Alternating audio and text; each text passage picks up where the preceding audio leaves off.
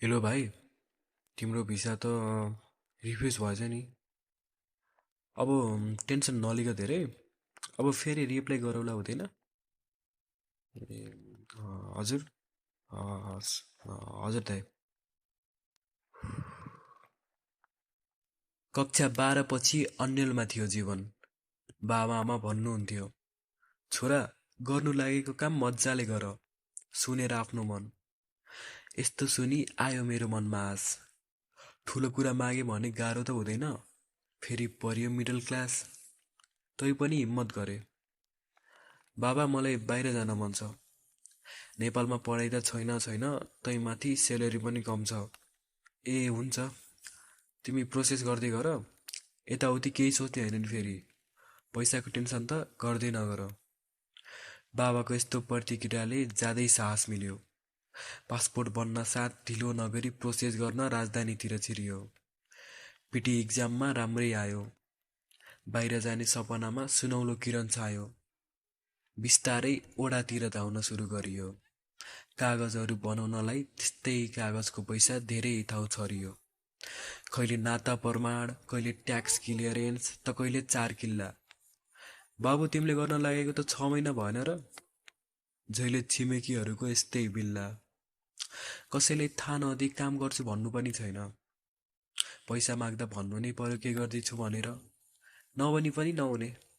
फेरि भन्न थाल्छन्, के म तिम्रो कोही पनि होइन? एजुकेसन लोनको लागि त कति कुरियो। जग्गाको भ्यालुएसनको लागि इन्जिनियरलाई तिर्नुसम्म तिरियो।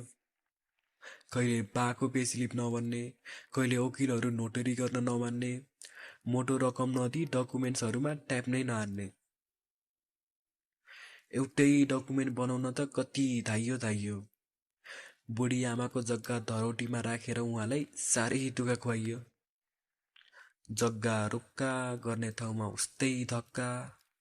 काम गर्न यस्तो सकस, हुने हो कि होइन पक्का। जब सबै डकुमेन्ट्स बन्यो, तब फेरि अर्को बिग्रियो। ब्याङ्कको कामको दिनमा नै बिदा परेर कागज मेरो रोकियो। भोलि 9:45 फर्स्ट आवरमा आउनु, लाल पूर्जा अनि नागरिकता पनि ल्याउनु। ए साँच्चै, फियरको हप्ता पठाउने हो नि, पैसाको बन्दोबस्त तुरुन्तै गर्दै गर्नु। पैसा आउने सबै ठाउँ बन्द थियो। पहिले सापट्टि दिएको नातेदार त्यति बेला एक टाक छैन भनी बसी सर्दै थियो। जसो तसो पैसा जुट्यो। पुर्खौली खेत पछिसम्म राख्ने मेरो बाको सपना त्यही टुट्यो। जब सबै डकुमेन्ट्स बन्यो, तब लज गर्यो भिसा। पिरले कालो भएको मेरो आमाको मुहारमा हाँसो देखियो। हिस्स, अब त छिटो आउँछ होला है छोरा। उता गएपछि धेरै काम गर्ने होइन नि फेरि। ऋण तिर्नु छ भनेर पर्ला नि हातभरि फोरा।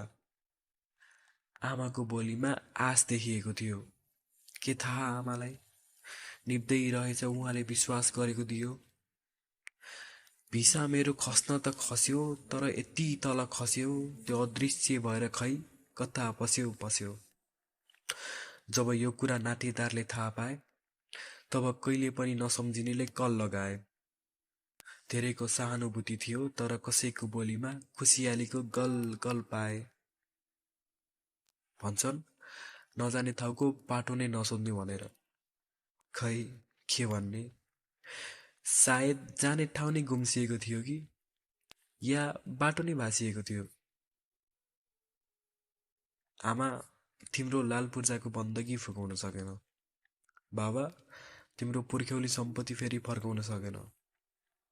ए दिदी, तिमीलाई आइफोन दिने सपना पुर्याउन सकेन हो। जे भयो भयो, अब अघि बढ्नु छ। 1 वर्ष त यत्तिकै गयो। अबको वर्ष काम गरेर यही नेपालमा पढे जस्तै गर्नु छ। ऋण तिरिन्छ, दिन फेरिन्छ। जे हुन्छ जिन्दगीमा, त्यसलाई पनि मजाले हेरिन्छ।